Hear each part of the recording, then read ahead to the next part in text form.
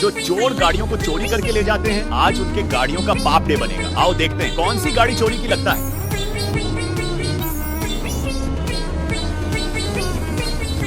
यही गाड़ी चोरी की है, लेकिन उसे देखने से पहले। बेटा, मुझे देखकर इग्नोर मत करना।